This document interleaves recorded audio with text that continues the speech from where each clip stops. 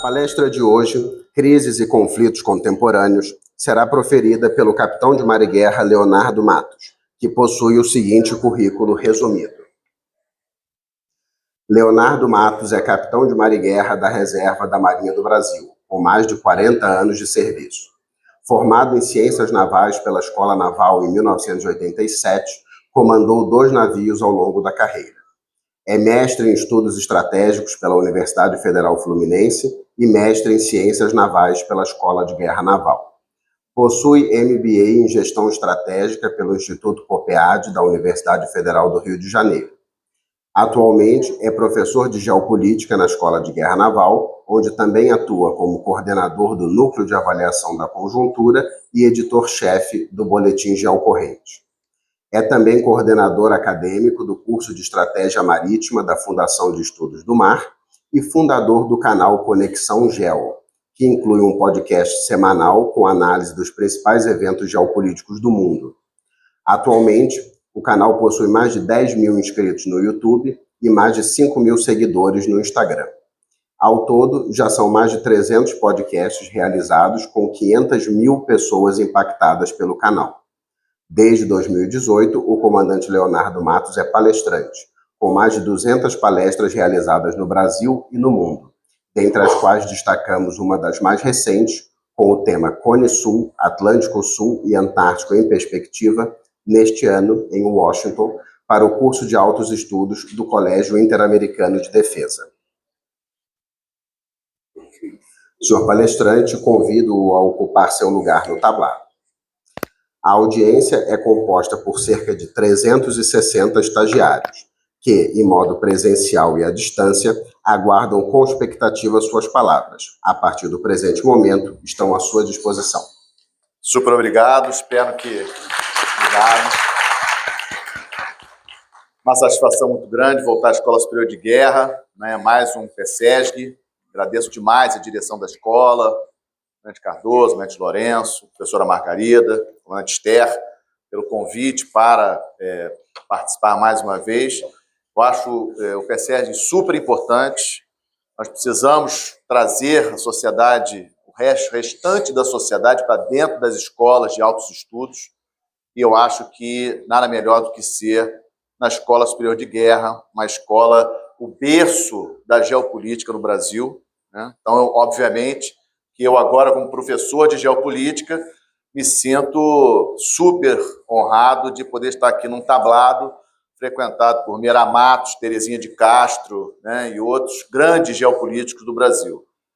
Logicamente, isso também dá uma responsabilidade muito grande, né? E os amigos que já me cumprimentaram aumentam ainda mais a responsabilidade. Se eu soubesse, tinha chegado na hora, porque antes o pessoal vem falar comigo, etc., e me cumprimentar, então eu já estava preocupado com a responsabilidade, estou mais ainda preocupado, espero que gostem da apresentação. Eu combinei com a professora Margarida em fazer em 2 momentos, em 2 tempos. O primeiro bloco, a minha intenção é falar sobre 3 principais problemas internacionais: questão da China com os Estados Unidos, questão da guerra na Ucrânia e a questão lá do Oriente Médio. São assuntos simples, né? Assim, quase nada está acontecendo lá, né?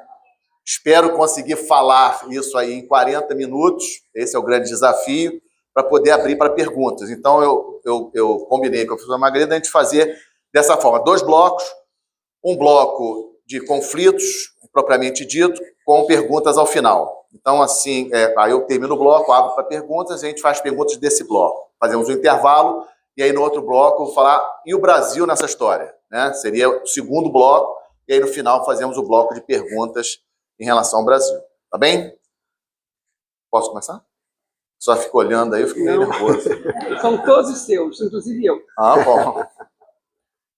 A intenção, então, é seguir esse sumário. Vamos direto ao assunto. Bom, a título de introdução, eu acho muito importante a gente lembrar, obviamente, que hoje o mundo está cheio de conflitos, né? Estamos cheios de problemas, mas eu gosto muito desse slide porque ele chama a nossa atenção para questões que também estão acontecendo no mundo, além das questões de conflitos, como nós vamos ver daqui a pouco.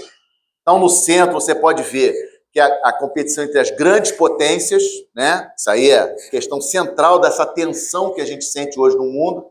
Por que a gente está tão preocupado hoje no mundo? Por que vocês estão aqui, né, me escutando? Vocês estão querendo saber, e aí, como é que está esse mundo aí tão complicado? Então, é aquele centro ali. Mas eu quis trazer esse slide, a título de introdução, para lembrar a vocês que não é só isso. Ou seja, nós temos guerra na Ucrânia, tem problema de Taiwan, tem Mar do Sul da China, tem Oriente Médio, Gaza, Israel, Hamas, etc. Só que a gente tem tudo aquilo ali.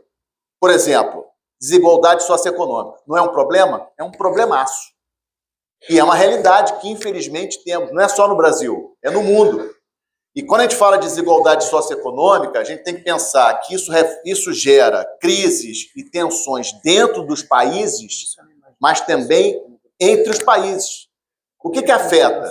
Por exemplo, aí já é o segundo ali, vou fazer um sentido horário, tá? Movimentos migratórios. Por que uma pessoa sai de onde mora para outro lugar? É porque onde mora não tem emprego, está sendo perseguida politicamente, religiosamente, né? Então, os movimentos migratórios têm muita relação com a questão da desigualdade socioeconômica. E os movimentos migratórios acabam levando ao aumento do nacionalismo. Não é isso que a gente está vendo? Na Europa, por exemplo, né? Partidos nacionalistas aumentando, etc. E isso gera tensão no sistema internacional. Nós também estamos observando, e na pandemia nós observamos isso, infelizmente, né? A pandemia poderia ser uma grande oportunidade para a humanidade se juntar. Não foi isso que nós vimos. Cada um correu atrás da sua vacina, da sua máscara, do seu respirador. Essa foi a realidade. Gostaríamos que tivesse sido diferente, mas não foi assim que aconteceu. Tinham países dando a terceira dose da vacina, quando muitos países não tinham dado a primeira. Fechamos fronteiras, até na Europa. Né? Europa que, né, tudo junto, Europa amiga, não é isso? Schengen, União Europeia. A primeira coisa que fizeram foi fechar a fronteira. Peraí, mas não era Schengen? Não é União Europeia? Tá bem, mas tem uma pandemia, você não entra aqui mais não. Então isso nos lembrou que no final das contas cada um corre atrás do seu, né? Cada um está preocupado com o seu problema. É uma triste realidade. E aí nós vimos o aumento do protecionismo. Nós estamos vendo aí, outro dia saiu os Estados Unidos tarifando carro elétrico 100% da China. Europa também. Ou seja, nós estamos vendo aumento de protecionismo. Questão das mudanças climáticas também é uma questão. Ah, Leonardo, mas não é bem assim, tem exagero. Eu estou falando aquilo que eu estou vendo. Né? Vimos agora uma catástrofe no Rio Grande do Sul. É uma catástrofe climática. Se isso vai acontecer de novo, não vai acontecer mais, eu não sei, eu não sou especialista. Eu estou falando que eu estou vendo. O Ártico, por exemplo, lá no final tem um slidezinho sobre Ártico, só para a gente lembrar que ele existe, está degelando e está virando um espaço de interesse por causa do degelo, mudanças climáticas. Então é importante também a gente levar em consideração a questão das mudanças climáticas. Recursos naturais. O planeta tem 8 bilhões de habitantes. A previsão é chegar a 10 bilhões de habitantes. E o planeta é o mesmo. Então, tem que ter energia e tem que ter alimentos para esse povo todo. E as pessoas, graças a Deus, em média, infelizmente não são todos, estão se alimentando melhor e estão consumindo mais energia. Querem ter o seu ar-condicionado, querem ter o seu carro, isso tudo demanda energia. Então, busca por recursos naturais também é um elemento de tensão e ruptura do sistema internacional, que é o título desse slide. E aí, vamos para a questão da Revolução. Eu vou pular a Revolução 4.0 para o final. Crimes transnacionais lá em cima. Também é uma questão importante. Ou seja, nós estamos vendo, isso aí já existia, mas é uma questão que a gente não pode esquecer. Então, crimes transnacionais, cruzando fronteiras, né? Narcotráfico, Paraguai, Colômbia, e para a Europa, Caribe, várias coisas. Crimes cibernéticos, também é uma realidade hoje do mundo. Toda hora empresas são atacadas, crimes cibernéticos, etc. Né? Então, isso também é uma realidade. E aí vamos para a Revolução 4.0. Qual o impacto dessa Revolução 4.0? Essa questão do automatismo, essa questão, por exemplo, a discussão, será que vai ter motorista para Uber? Será que vai ter tripulação para navio? Será que navios autônomos vão transportar cargas no futuro? Como é que fica a questão do emprego desse pessoal, por exemplo?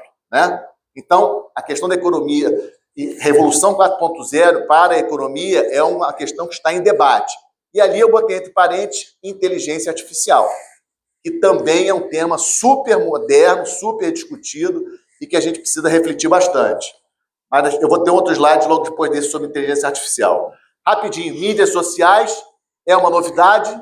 Domingo passado, no almoço que eu faço com meus filhos aos domingos, eu comentei sobre carta, e aí eles pegaram no meu pé e disseram assim, pai, você tinha que fazer um quadro e botar no corredor, esse papo de carta, né? Que era como eu mandava para a mãe deles, quando eu era tenente, né? Viajava, mandava carta. Isso para os meus filhos é historinha, é engraçado. Isso só para dizer o seguinte, as mídias sociais são um fenômeno do século XXI, mas não era assim. Como entender a influência das mídias sociais, por exemplo, na opinião política, voto, plebiscito?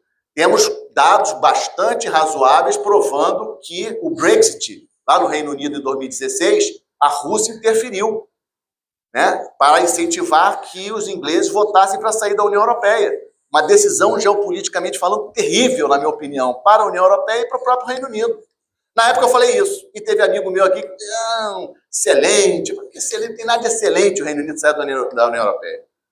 Mas por quê? Porque os russos, interessados em fragilizar a Europa, jogaram nas redes sociais para os ingleses, mas olha só, está perdendo seu emprego para o polonês, está perdendo seu emprego para o ucraniano, está perdendo seu emprego para o pessoal do leste europeu. Isso é uma realidade. Isso efetivamente aconteceu, tá? E aí deixei para o final aqui a questão dessa bendita polarização política dentro dos países. Não, Leonardo, peraí, mas polarização política sempre teve. Eu sei, mas a impressão que eu tenho hoje é que hoje a gente não aceita nem escutar o outro lado. A gente não respeita o outro lado. Só pelo fato de ser outro lado, eu não quero nem ouvir. E isso é muito ruim. Porque eventualmente o outro lado ganha e governa. E às vezes tem coisa boa, não é sempre coisa ruim. Só que a gente já assume que é ruim porque é o outro lado. E aí o governo, não estou falando do Brasil não, estou falando do mundo. A coisa tende a ter dificuldade de andar. E aí, falando sobre inteligência artificial, não estou ganhando nada, não estou fazendo propaganda, né? É apenas um autor que eu gosto, tá? O Harari é um autor que eu acompanho, já tem 3 livros publicados no Brasil, esse aqui é o 4º, tá? Nexus, foi lançado agora, tem 2 semanas, uma semana, e é muito interessante porque o Harari traz a discussão, uma linha do tempo, né? Da questão da comunicação, culminando com essa questão da inteligência artificial. E o Harari, ele está extremamente preocupado com o efeito da inteligência artificial no nosso mundo, né, na sociedade moderna. Qual vai ser o impacto da inteligência artificial para a vida do ser humano, a força disso, né? Aonde que nós vamos chegar com a questão da inteligência artificial? Isso aí é tema aí de uma palestra específica sobre isso. Não vou entrar nesse mérito, mas é só para chamar a atenção de vocês que esse é um tema, na minha avaliação, extremamente relevante e que a gente precisa refletir. Vamos falar de guerra, conflito. Esse aqui é um mapa que a gente produz lá na Escola de Guerra Naval, no Núcleo de Avaliação da Conjuntura, que eu coordeno. A gente produz o Boletim Geocorrente, é o nosso principal produto. São 65 pesquisadores civis, voluntários, que trabalham comigo. Melhorou. E a gente produz quinzenalmente o Boletim Geocorrente. No Boletim Geocorrente tem um mapa de risco. Ah, Leonardo, mas eu acho que não é vermelho, é laranja. Já escutei isso, não tem problema, eu respeito. Isso aqui é muito subjetivo. A gente não tem como botar uma métrica para botar essa mudança se a situação está vermelha, está laranja. Eu tento, mas é difícil. Então, essas aqui são as principais crises e conflitos no mundo atualmente, né? Logicamente, vocês estão vendo aqui em vermelho Rússia e Ucrânia, Israel e Irã, Venezuela e Haiti no nosso continente é o que eu considero vermelho, na minha avaliação. Tá? E temos outras questões ao longo do mundo. Isso é só para mostrar para vocês como que o mundo está complicado. A gente fica muito focado nos principais temas, que são os que eu vou comentar a seguir, mas esse mapa eu gosto de trazer para lembrar a todos que nós temos muitos problemas. Tá? Esse aqui é uma, digamos assim, é a estruturação, né, de como eu vejo as relações entre os países hoje, uma grande busca, digamos assim, da China ultrapassar os Estados Unidos na primeira posição como a principal potência econômica e militar do planeta, a China tentando ocupar essa primeira posição, porque ser primeiro colocado é bom, né? E é isso que a China quer. A China quer ser a principal potência do planeta, ultrapassando os Estados Unidos. Do lado da China, a gente tem esse bloco Rússia, Irã e Coreia do Norte, tá? Obviamente, hoje, com o conflito na Ucrânia, Rússia e China muito ligadas. Estamos vendo aí Coreia do Norte também muito ligada à Rússia, muito ligada à China, já era muito ligada à China. Irã também muito ligado à China. As exportações de petróleo do Irã vão muito para a China. A China é o maior comprador do petróleo iraniano, porque vamos lembrar que tem sanções econômicas contra o Irã. Então, quem é que compra o petróleo do Irã? A China compra o petróleo do Irã. Tá? Então, esse bloco é o bloquinho, digamos assim, pró-China. Aí, do lado de lá, a gente tem um bloquinho OTAN, né? Em cima dos Estados Unidos. Os Estados Unidos é um país da OTAN, são 32 países membros da OTAN. Eu coloquei ali a bandeirinha dos principais: França, Reino Unido e Alemanha. França e Reino Unido, países nucleares, e a Alemanha, a principal economia da Europa.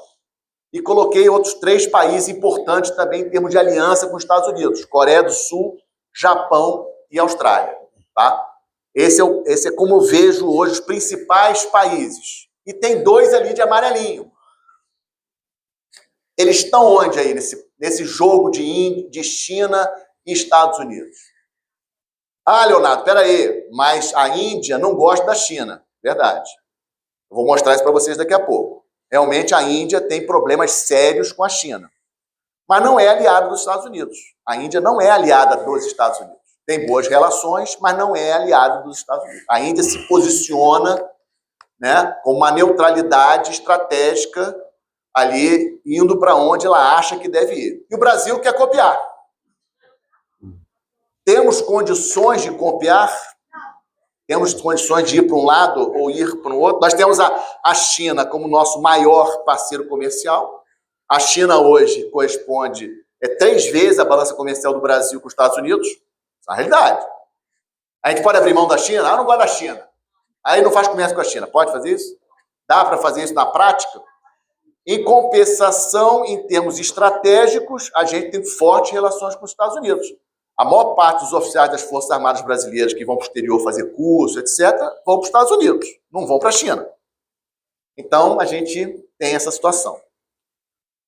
Mas vamos falar de Estados Unidos e China propriamente dito. Eu coloquei aqui 3 situações, eu chamo isso de Guerra Fria 2.0, tem muitos autores bons que chamam de Guerra Fria 2.0, e não estão em guerra, efetivamente, né? China e Estados Unidos não estão se matando ainda, né? Então fica aquela questão ali, aquela Guerra Fria, parecendo com a Guerra Fria que a gente acompanhou de Estados Unidos e União Soviética. Mas qual é a diferença dessa Guerra Fria entre Estados Unidos e China, a principal, Estados Unidos e China, para aquela Estados Unidos e União Soviética? Não vale meus ex-alunos, que eu já vi que já tem vários ex-alunos aqui, né? Qual é a diferença dessa Guerra Fria 2.0 para a Guerra Fria 1.0? Não está escrito. A China é o maior parceiro comercial de mais de 120 países. Não era assim na União Soviética. Na época da União Soviética, os Estados Unidos, era meio bloco. Era meio bloco. Era tanto parceria estratégica como parceria econômica.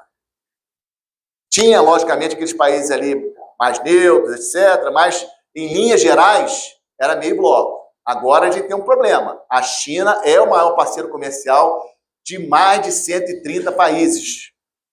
Esse é um dado importante. Guerra tecnológica. Os Estados Unidos perceberam o seguinte: não dá para eu parar de fazer comércio com a China. A China é um país, não tem como. O comércio bilateral Estados Unidos e China é um comércio de mais de 600 bilhões de dólares.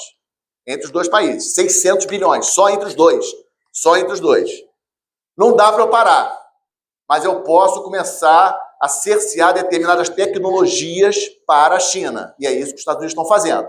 Cerceando tecnologia para a China. Tá? Mas vamos para algumas questões locais. Mar do Sul da China. É um problema. Tudo que está ali dentro da linha vermelha, a China considera que é mar chinês. A parte mais ao sul aqui é o que a gente chama de Mar do Sul da China. Só que Vietnã não concorda, Filipinas não concorda, né? Então, é uma área de tensão. E aí a China faz isso aqui, ela aterra e constrói bases nas ilhas ali do Mar do Sul da China. E este ano, não apenas isso, a coisa ficou mais perigosa ainda, porque começou a fazer isso aqui. Navios da guarda costeira chinesa abalroando navios da guarda costeira das Filipinas. Porque as Filipinas acham que ali é das Filipinas, pesqueiros filipinos pescando, a guarda costeira da China manda um navio lá para expulsar os pesqueiros das Filipinas e o navio da guarda costeira das Filipinas vai lá. E aí tivemos isso aqui. De propósito, bateu de propósito. Para ter uma morte, para ter um afundamento de navio, vai que esse aborramento é mais forte, vai que racha um navio desse, vai que afunda um navio desse, morrem militares das Filipinas, como é que fica? Então a situação no Mar do Sul da China está assim. Mas na região, a grande preocupação é isso aqui. Taiwan.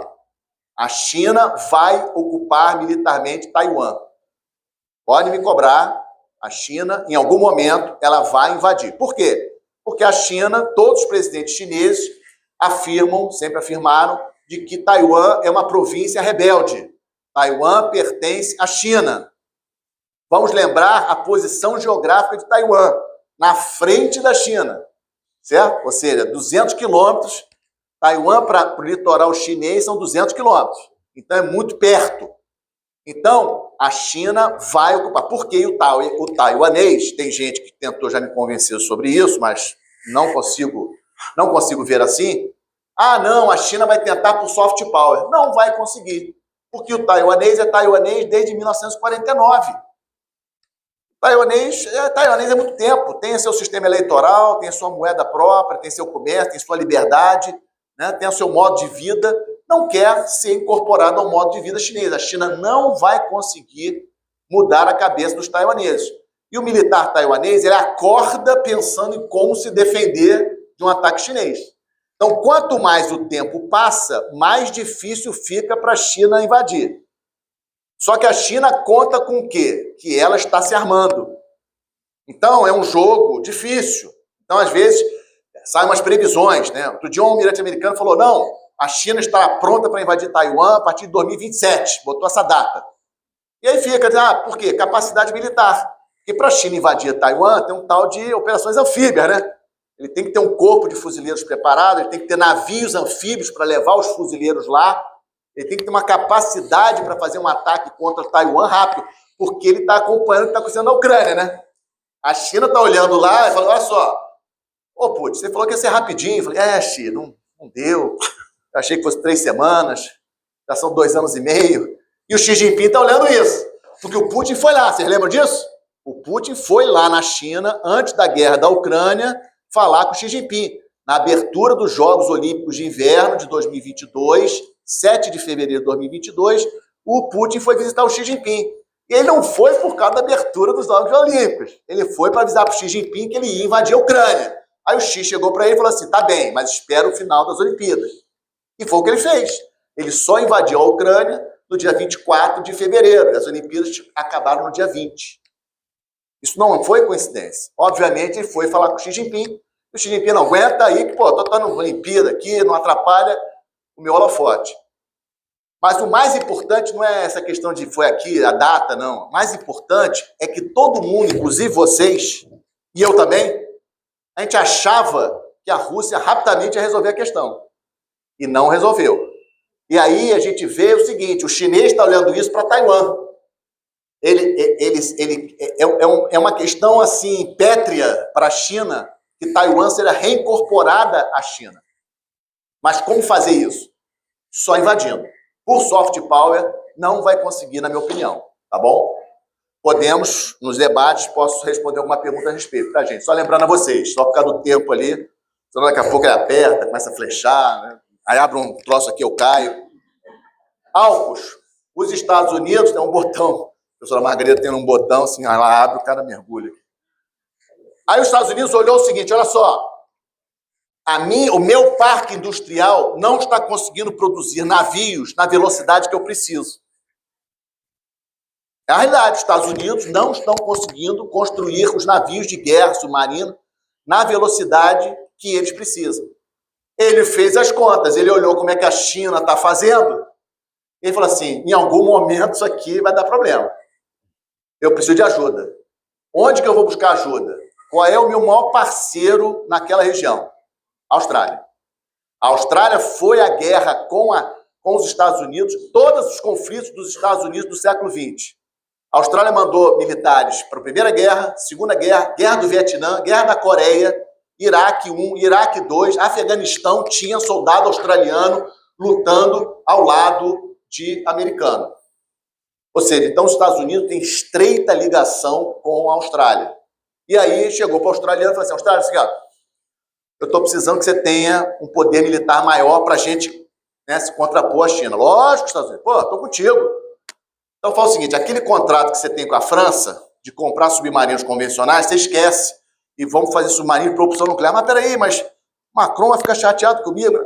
Dane-se, Macron. E foi o que aconteceu.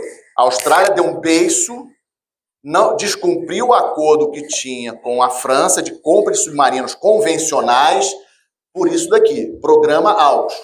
O Programa AUKUS é um programa Estados Unidos e Reino Unido dotar a Austrália de um submarino de propulsão nuclear. Não é armado com arma nuclear, porque a Austrália não pode ter arma nuclear porque ela é signatária do Tratado de Não Proliferação de Armas Nucleares, que nem a gente. Mas vai ser um submarino de propulsão nuclear, que nem a gente. Gravem isso, tá? Então isso aqui é muito importante, tá? De nós acompanharmos. Lembra que eu falei para vocês que eu ia falar de Índia e China? Olha aqui.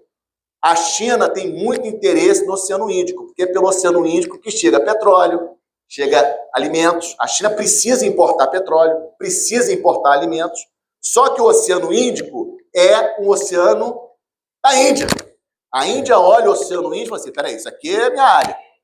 Só que a China precisa estar lá. Então a China vai e constrói Porto de Gwadar no Paquistão, um outro porto lá no Sri Lanka, porto no Bangladesh, portos comerciais, não são bases navais, portos comerciais. Empresta dinheiro, ou seja, a China aumentando suas relações com os países do entorno da Índia, meio que cercando a Índia. E a China e Índia já entraram em guerra em 1962.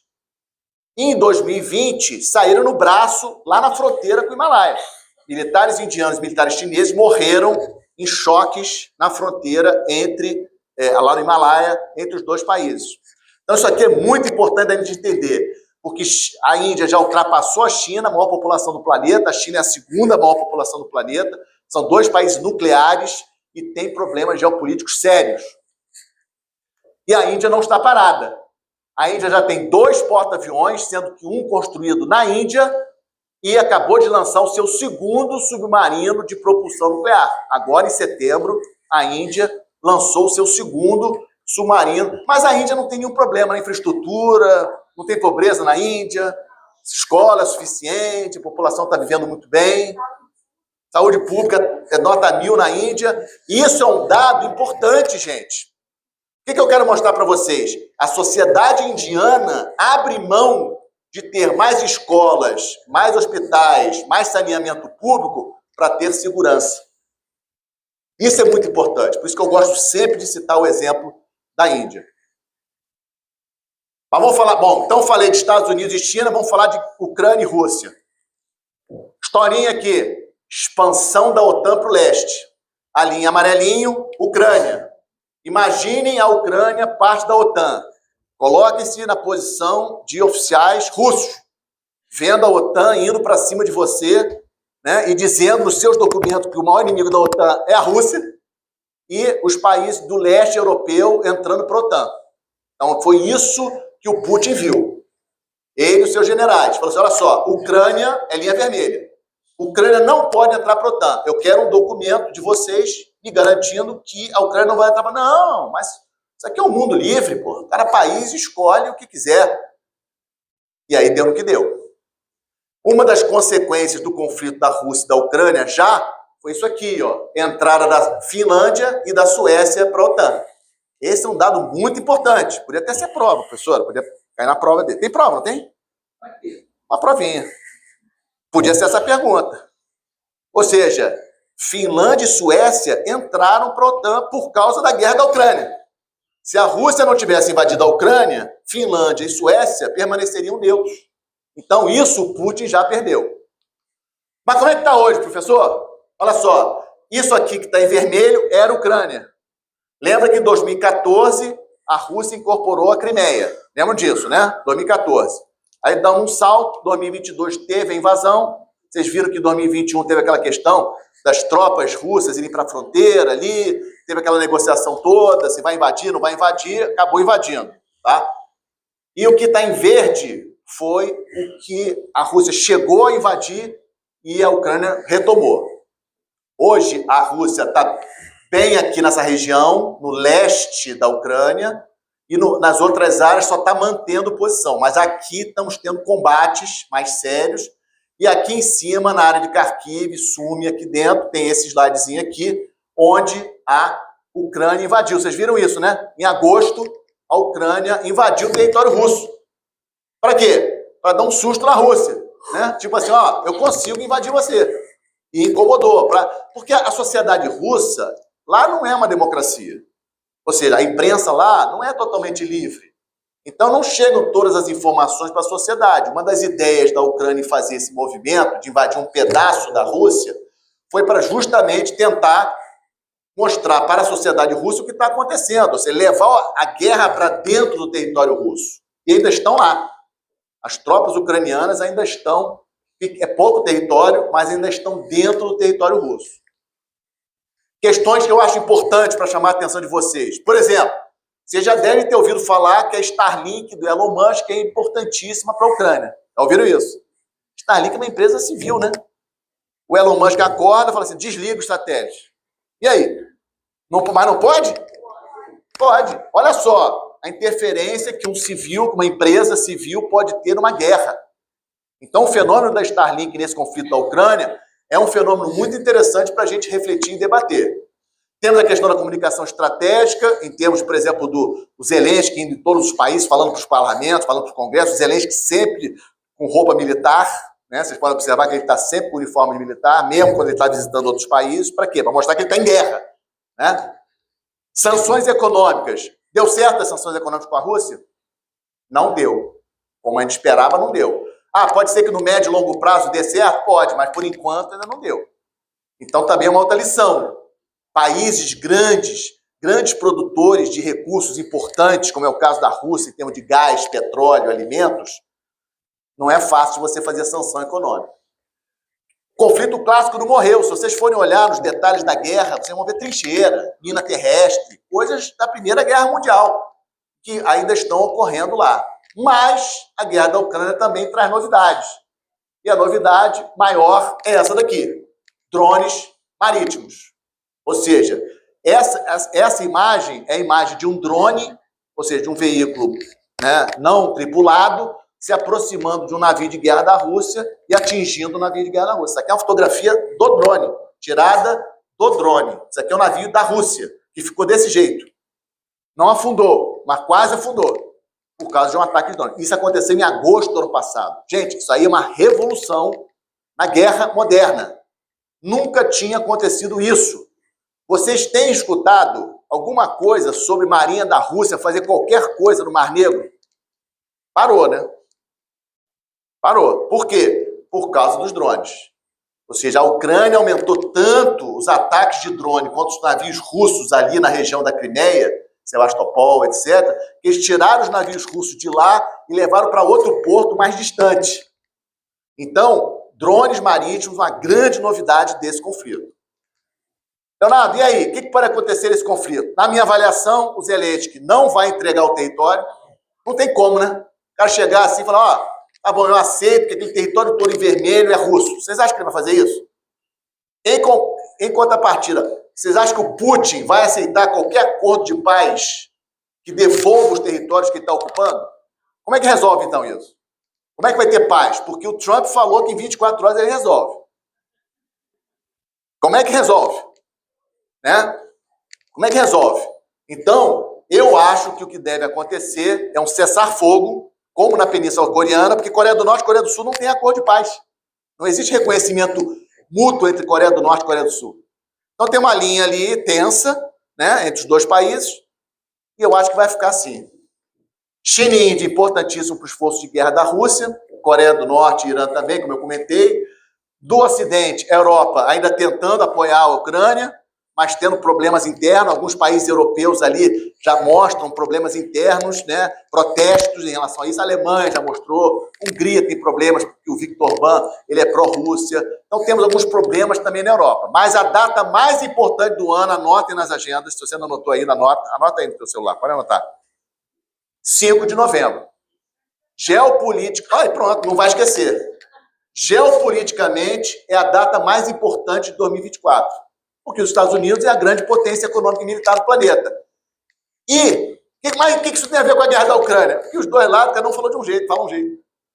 A Câmara falou que vai continuar apoiando a Ucrânia e o Trump falou que encerra o apoio da Ucrânia no dia que ele tomar posse. Ou seja, faz diferença total para o conflito na Ucrânia quem vai ser o próximo presidente dos Estados Unidos. Eleições 5 de novembro, não durmam. Né? Não é agora não, falando de 5 de novembro. Não durmam em 5 de novembro. E 20 de janeiro, o vencedor vai assumir, a gente vai ver para onde vai. Então, para a guerra da Ucrânia, a questão das eleições nos Estados Unidos, ela é importantíssima. Tá? E aí, eu coloco ponto final aqui nessa questão da guerra da Ucrânia, depois perguntas aí daqui a pouco. Como é que vai ser o mundo quando acabar? Porque em algum momento vai acabar, né? Toda guerra tem um momento que acaba. Mas como é que vai ficar esse mundo? A Rússia volta para ficar amiguinha da Europa, volta a fornecer petróleo e gás para a Europa. Assim, a gente tentar imaginar como é que esse mundo vai ficar quando acabar a guerra da Ucrânia, eu acho que é um desafio bastante interessante. Horas a senhora disse. E aí vamos para o terceiro conflito que eu prometi falar com vocês, para a gente poder abrir para perguntas, tá? Para a gente terminar o primeiro bloco. Estou de olho ali. Tá? Que é o conflito Israel com Gaza. Tá? O que aconteceu no 7 de outubro? Algo inimaginável. Ou seja, se eu perguntasse para você assim, qual é o melhor serviço secreto do planeta? Ah, Mossad. Eu vi um filme na Netflix. Mossad, maior serviço. Não é isso? Como é que o Hamas entrou em Israel no dia 7 de outubro do ano passado e matou 1.200 israelenses, sequestrou 240 e o Mossad não antecipou? O que aconteceu? Então, essa falha na inteligência é um elemento importante para a gente não esquecer. Outro aspecto. Morrerem 1.200 pessoas da maneira como elas foram mortas em Israel em 24 horas é como se no Brasil um grupo terrorista do Paraguai invadisse a gente e matasse 40 mil brasileiros em 24 horas. Aí dá para entender porque todo israelense, todo judeu do mundo todo tem essa questão, né? Eu já recebi várias críticas sobre algumas coisas que eu falo no Conexão Gel, em relação à maneira como Israel está fazendo esse conflito, de amigos judeus meus. Né? Eu tento explicar o meu posicionamento. Eu não tenho nada contra o judeu, muito pelo contrário, tenho vários amigos judeus. Eu tento explicar como professor de geopolítica, como militar, que sou. Militarmente falando, não adianta só, ali na questão do Oriente Médio, você sair mandando bomba. Vocês acham que o Hamas o Hamas é composto apenas pelos terroristas do Hamas? Não é. Não é. Então, você tem que ter um pacote. Não é só matar, bombardear. Cada bomba daquelas que explode em Gaza, né? Aquelas cenas todas que nós vimos, etc, isso tudo. E aí, antes de entrar nessas conclusões, também tivemos isso aqui. Logo depois do 7 de outubro, em novembro, nós tivemos os ataques dos Houthis. Houthis são um grupo xiita, apoiado pelo Irã, no Iêmen, atacando o tráfico mercante, passando ali pelo Mar Vermelho, né, Golfo de Aden, etc. 2 navios mercantes já foram afundados pelos Houthis, e é impressionante como as marinhas do Ocidente não conseguem neutralizar o ataque que os Houthis têm feito ao tráfico mercante naquela região. E aí isso aqui, ó, desvio de tráfico mercante. Ou seja, muitos navios que usavam a rota do Canal de Suez, Mar Vermelho, começam a usar o Cabo da Boa Esperança. Tá? E isso gasta mais tempo. Navios da Ásia indo para a Europa, gastando mais tempo indo pela África do Sul. Abril desse ano, o que aconteceu? Israel atacou a embaixada do Irã na Síria, matou 2 generais iranianos que estavam lá e outros militares, e aí o Irã retalhou. Como é que o Irã retalhou em abril? Avisando, olha, eu vou retalhar dia tal, eu vou vir por aqui. Deu tempo dos Estados Unidos decolar avião, deu tempo de ter toda uma defesa e foi uma coisa simbólica. Aquilo foi em abril, mas não parou ali. Nós tivemos, no final de julho, a morte do líder do Hamas, político do Hamas, que estava em Teherã. Ele tinha acabado de assistir a posse do presidente do Irã, tomou lá o vinho dele, tranquilo, celebrou, foi para o apartamento, dormiu e explodiu. Foi explodido. Morreu ele e o segurança só. Uma coisa realmente sofisticada. Um apartamento de um prédio da Guarda Revolucionária Iraniana dentro de Teherã. Uma vergonha para o Irã, né? O serviço secreto iraniano não conseguia interceptar essa ação, que obviamente Israel não assumiu o que fez, mas que tudo indica que foi, certo? Mas isso ficou registrado. E agora, dia 27 de setembro, todo mundo acompanhou, Israel fez um ataque a Beirute e destruiu o quartel-general onde estava o líder do Hezbollah, que é o maior grupo não estatal terrorista do planeta, em termos de armas, de grupos, é um grupo xiita do Líbano, apoiado pelo Irã. Matou o líder. E aí tivemos, em função dessa morte no dia 27 e da decisão de Israel de invadir o sul do Líbano no dia 30 de setembro, no dia 1º de outubro, o Irã lançou 180 mísseis balísticos sobre Israel. Israel rapidamente tirou das redes sociais, isso aí é por hacker, né? Ou seja, os especialistas de cyber de Israel tirou das redes sociais as imagens, mas efetivamente sabemos, temos informações de inteligência que dá para a gente afirmar que efetivamente os mísseis acertaram instalações militares israelenses e destruíram vários hangares e lugares, bases militares, parte das bases militares. Deu tempo das pessoas se abrigarem, né? Nós tivemos apenas uma morte, mas efetivamente o ataque teve êxito no sentido de causar dano em várias instalações de Israel. E aí nós estamos nessa situação. Israel invadiu o sul do Líbano. Estamos na expectativa de como que ele vai responder ao Irã, que é esse slide final aqui que eu esqueci. Só vou voltar ali no início a questão do Hamas. Quando o Hamas atacou em outubro do ano passado, o Hamas atacou por quê? Naquele momento. Por que o Hamas atacou no dia 7 de outubro? Porque Israel estava prestes a fechar um acordo com a Arábia Saudita de reconhecimento diplomático. O Netanyahu tinha acabado de voltar da ONU, em setembro, ele tinha falado na ONU, né, dizendo que já estavam quase fechando o acordo de reconhecimento diplomático entre Israel e a Arábia Saudita, que não existe até hoje. Eles não têm embaixada, eles não se reconhecem mutuamente. Então, para o Hamas, que tem lá na sua, digamos assim, na sua ideia principal, a não existência do Estado de Israel ser reconhecido pela Arábia Saudita, que é a maior economia do mundo árabe, é uma derrota para o Hamas. Seria uma derrota para o Hamas. Então, o ataque do Hamas foi: eu vou atacar Israel, vou sequestrar gente, eles vão me atacar, vai sair aquelas imagens na televisão, né, dos palestinos mortos em Gaza, e o jogo vai inverter. E, de certa forma, inverteu, né? Nós vimos muita gente criticando Israel em função dos ataques que perpetrou na Palestina. E o Hamas sabia disso. Sabia que o Israel ia revidar, ia causar a destruição que causou, e aquilo ali ia, primeiro, chamar a atenção do mundo para a causa palestina. Ninguém falava mais de Palestina, né? Ninguém estava falando de Palestina. E aí voltou o assunto Palestina, matou o acordo entre Israel e Arábia Saudita. Ninguém fala do acordo de Israel e Arábia Saudita, tá? E nós estamos nesse impasse. Temos aqui, o governo atual de Israel não aceita a criação de um Estado palestino. Esse governo, mas não é toda a sociedade israelense que pensa assim. É só ler os jornais de Israel, que vocês veem que tem parte da sociedade israelense aceita a criação de um Estado palestino, porque você tem 5 milhões de palestinos. Você tem 2 milhões em Gaza, 3 milhões na Cisjordânia. O que você faz com esses palestinos? Então, tem uma camada, uma parcela da sociedade israelense que aceita a criação do Estado palestino. Mas o governo atual do primeiro-ministro Netanyahu não aceita a criação do Estado palestino. E eles resolveram, o Netanyahu, junto com o seu grupo político que está no poder, resolveram partir para cima do Hezbollah, que é uma ação, na minha avaliação, perigosa. Porque o Hezbollah é, como eu falei, um grupo muito bem armado. Então, nós estamos com essa situação aqui, né, aguardando o contra-ataque que a gente não sabe o que vai ser. Na minha avaliação, vai ser um ataque contra as instalações militares de Israel, perdão, do Irã. Israel vai atacar o Irã, mas vai atacar as instalações militares do Irã, que são várias. Eu acho que ele não vai atacar as instalações petrolíferas, porque isso vai dar um problema, preço do petróleo, China, que compra muito petróleo do Irã.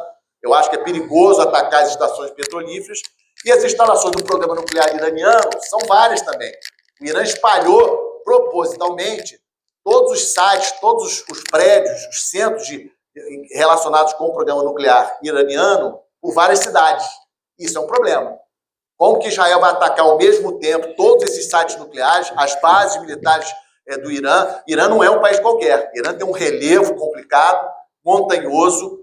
Israel sozinho não consegue. E os Estados Unidos não vão atacar junto com Israel. Os Estados Unidos vai defender Israel se for atacado novamente, mas os Estados Unidos não vão mandar bomba no Irã, na minha avaliação. Pronto. Temos aí 8 minutinhos de perguntas. Fala. Não, fala logo, levanta e fala logo. Comandante, precisa usar o microfone por causa do pessoal da internet. Está online, né? Então, o microfone. Esse pessoal militar é cheio de burocracia, né? Isso é mais fácil, né? Esses militares. Boa tarde, professor. Excelente palestra. Eu estava na palestra da CIEM, essa quinta-feira agora, foi excelente também, parabéns. Eu queria levantar uma questão quanto a visão, na sua opinião, de Israel quanto às eleições dos Estados Unidos. O senhor vê que Israel possa tentar aumentar um pouco a ofensiva para forçar os Estados Unidos mais para dentro do conflito, ou o senhor vê isso como uma ação natural de defesa e conquista de Israel, independente da função das eleições americanas? Obrigado. Obrigado. Israel, o Benjamin Netanyahu, que é o primeiro-ministro israelense, ele, na minha avaliação, ele fez uma manobra bastante arriscada ao decidir invadir o sul do Líbano. E aquilo ali não é fácil, é um território que o Hezbollah conhece muito bem, porque é a terra dele, né? Líbano é a terra do Hezbollah. E aí, vocês estão vendo toda a dificuldade de Gaza, né? Ou seja, completou um ano, não completou um ano? E aí, segunda-feira que completou um ano, teve foguete lançado de Gaza contra Israel. Como é que pode Israel, há praticamente um ano, dentro da faixa de Gaza, e ainda ter elementos do Hamas dentro da faixa de Gaza em condições de lançar foguetes contra Israel? E agora Israel quer conquistar o sul do Líbano. Eu acho que foi too much. Mas vamos acompanhar. Também acho que o Netanyahu está apostando muito no amigo dele. O Trump é amigo do Netanyahu, né? E acha que se o Trump vencer, ele vai ter mais suporte. Então, acho que o Netanyahu, mais ou menos, esticou mais esse conflito. Na minha avaliação, o Biden passou muita vergonha, né? E a quantidade de vezes que a gente escutou falar de acordo de paz, cessar-fogo, vergonha. Infelizmente, a política externa dos Estados Unidos, no governo Biden, na minha avaliação, um fracasso. Isso, eu estou falando fatos. Não estou querendo dizer que se eu gosto de Trump, gosto de Biden. Não tem nada de gostar. Eu não tenho que gostar. Eu tenho que dizer para vocês aquilo que eu analiso pelos fatos que eu tenho. Fatos. Governo do presidente Biden, um fracasso de política externa. Não tem nada a ver se eu gosto ou não gosto do Biden. Tem a ver com fatos. Dou vários fatos. E com relação a isso aqui, uma vergonha total. Até o Conselho de Segurança da ONU votou aprovando o plano dos Estados Unidos de cessar fogo. Eu estou até agora. Já dormi, já acordei e não vejo cessar-fogo ali. Ou seja, eu acho que o Netanyahu ele apostou nessa invasão do sul do Líbano, é uma aposta muito arriscada, né? E ele está apostando na vitória do Trump. Né? Ele vai arrastar até se o Trump vencer ou não, mas independentemente do Trump vencer ou não, ele está apostando nessa questão dele eliminar o Hezbollah ou reduzir muito a capacidade do Hezbollah e do Hamas também. Só que é muita coisa. Não é fácil. Não vai ser fácil para Israel nesse conflito. Tá bom? Vai ser curto. Mais algumazinha? Fala. Boa tarde, professor. Sobre o apoio dos Estados Unidos ao Líbano, ao Israel. Na política do Trump, no último governo dele, ele cessou todas as guerras, todas. Qual é o intuito geopolítico que tem Netanyahu achar que vai ter força armada dos Estados Unidos para essa guerra de Israel? Excelente, excelente. Porque, vamos tentar lembrar, teve um evento antes do início da pandemia, 6 de janeiro de 2020. Eu lembro que eu estava na praia de Búzios. E aí, de repente, vem aqui no meu zap a notícia de que os Estados Unidos tinha matado o Soleimani, que era um general iraniano no Iraque. Você lembra dessa história? Um drone dos Estados Unidos, lá no Iraque, matou o general Soleimani, que era o chefão da Guarda Revolucionária Iraniana, muito querido. Eu falei, putz, isso aqui não vai dar bom. Isso aqui... Suspendi até o picolé que eu estava comprando. Eu falei assim, pô, o que eu vou falar agora? Né? Como é que eu vou justificar essa questão? Porque o que acontece? Você matar o cara, ok, mas o problema é que ele matou e disse que matou. E aí isso obrigou o Irã a responder. O Irã mandou mísseis nas bases americanas no Iraque. E aí o Trump, na cara de pau, que isso aí ele é muito bom, falou que não teve nada. Mas teve. 100 militares americanos das bases americanas no Iraque foram evacuados para o hospital de nível 1 dos Estados Unidos, na Alemanha. Isso, o New York Times reportou, alguns jornais americanos, mas não foi muito divulgado. E vários militares americanos que ficaram feridos nesse ataque do Irã ganharam medalha de honra, cross, medal, não sei o que, americano também é bom de dar medalha. Tá? Por que isso é importante? Porque o Trump tinha dito, olha, ataquei, matei, e se atacar eu vou te destruir. Irã atacou e os Estados Unidos não contra-atacou. Então, a sua pergunta é excelente, porque complementa um pouco a sua, que a questão do Oriente Médio, na minha avaliação, é mais difícil que da Rússia e da Ucrânia. Porque é uma questão histórica, é uma coisa entranhada. E é muito difícil você tirar do poder o governo dos ayatolás no Irã.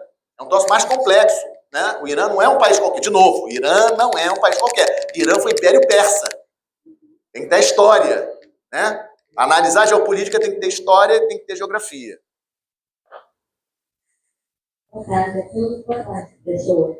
Pegando o gancho da pergunta dela, geopoliticamente falando, na nossa geopolítica brasileira, como é que fica a nossa geopolítica brasileira com esse contexto todo, a guerra de Israel, a guerra da Ucrânia e as eleições agora dos Estados Unidos? Como é que o nosso país fica geopoliticamente envolvido com esses 3 momentos críticos, mas importantes mundialmente? Muito obrigada. Show!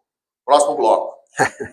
Vou falar de Brasil no próximo bloco. O pessoal prestou atenção, já até murmurou, ele vai falar isso daqui a pouco. Guarda, aguenta. Então, podemos ir para o intervalo, comandante? Tá mais umazinha lá, só mais umazinha. O senhor aguarda só o microfone, por gentileza? Só o microfone para poder sair. Isso aí tá uma audiência mais de 2 milhões aí no YouTube, que eu tô sabendo.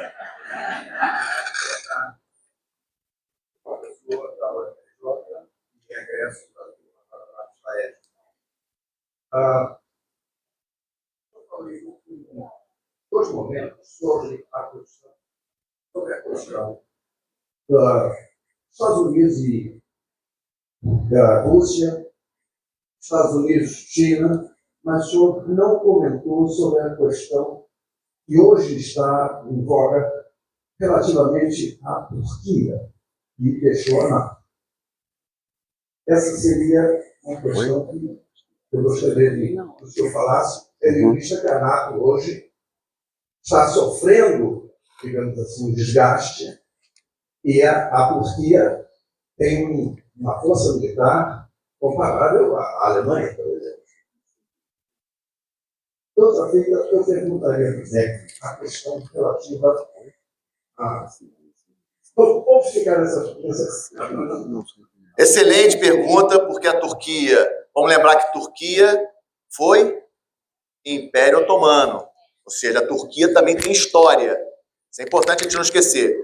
Além da história da Turquia, A Turquia tem uma posição geográfica muito importante, porque a Turquia controla a entrada e saída do Mar Negro. Então, aquilo que eu falo para os meus alunos, para estudar geopolítica, tem que olhar mapa. E aí a Turquia fica numa posição geográfica muito interessante.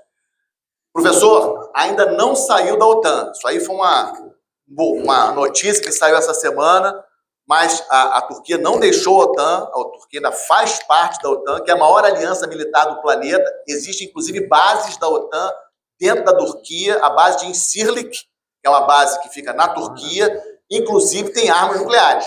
Ou seja, é uma das bases da OTAN que possuem ogivas nucleares, é a base de Incirlik, que fica na Turquia. A OTAN não fica confortável com o Erdogan, que é o presidente da Turquia, né? Mas o Erdogan faz aquele jogo pendular. Ele se encontra com Putin, mantém comércio com a Rússia, mas a OTAN não pode abandonar a Turquia, porque a Turquia tem, de novo, como o senhor muito bem falou, tem o maior exército da Europa, é maior que o da Alemanha, em termos de quantitativo. Na OTAN, o exército turco só perde para o exército dos Estados Unidos. Mas na Europa, a Turquia tem o maior exército. Não sei quem já foi em Istambul, né? Mas Istambul é a maior cidade da Europa. Istambul tem 15 milhões de habitantes. Então, a Turquia não é um país qualquer. Tem indústria de defesa, tem história, né, como o Império Otomano. Então, temos que ficar de olho na Turquia. Super obrigado pela pergunta do senhor. Estou atento a essa questão da OTAN. E também não vamos perder a entrada da Turquia nos BRICS. Porque eu estou lendo o pensamento do senhor. Porque a Turquia pediu, eu acho que vai ser aceito, e a reunião é agora, dia 22 de outubro, lá na Rússia.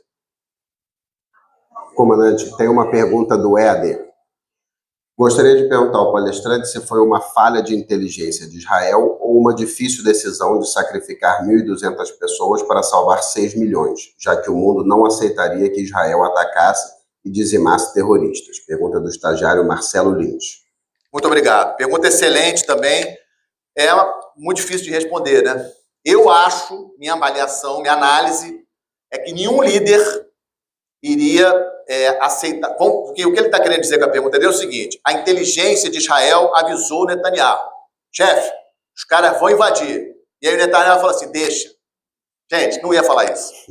Porque se descobrem, matavam ele. Acho que, não sei se tem judeu na plateia, mas eu tenho muitos amigos judeus. Você não matava o Netanyahu se você descobrisse. Se você descobrisse que ele fez de propósito, ou seja, ele sacrificou 1.200 judeus, pode ser um judeu, porque não são só os 1.200 que morreram, 240 foram sequestrados e vários já morreram. Hoje dizem que tem 101 reféns, mas desses 101 reféns, a informação que a gente tem de bastidores é que só tem 60 vivos. 40 desses 101 já morreram, fora os outros que já morreram. Comprovadamente, os corpos já foram. Fala isso para a família desse pessoal. Inclusive, nós estávamos, até esses últimos ataques recentes, nós estávamos tendo protesto das famílias e com vários israelenses indo às ruas, é só ver no Google, indo nas ruas de Israel, Tel Aviv e Jerusalém para protestar contra o Netanyahu. Então, eu acho, respondendo a pergunta, né, de um dos 2 milhões que estão nos assistindo, eu acho difícil. Então, acho sim, na minha avaliação, foi uma falha da inteligência israelense. Ele estava focado no Irã, estava focado em outra questão, era um feriado, né? Era um feriado agora, né? Era o feriado que eles têm no Ano Novo Judaico, e eu acho que foi realmente uma falha. Talvez, veja bem, eu aceito algo do tipo assim, Netanyahu, Bibi, pode ser que tenha alguma coisa. E ele achou melhor não fazer nada, não querendo que matasse tanta gente, mas porque ele achou que se fizesse alguma coisa, podia comprometer o acordo que ele estava fazendo com a Arábia Saudita. Porque ele estava se negociando com a Arábia Saudita. Se ele tem informação que pode ser que o Hamas ataque, o que ele faria se não tivesse esse acordo? Ele atacaria. Se atacasse, ia ter destruição, e aí a Arábia Saudita ia recuar do acordo. Isso eu aceito. Vamos para o intervalo? Podemos ir para o intervalo. Obrigado, gente. Intervalinho, segundo bloco. Certo.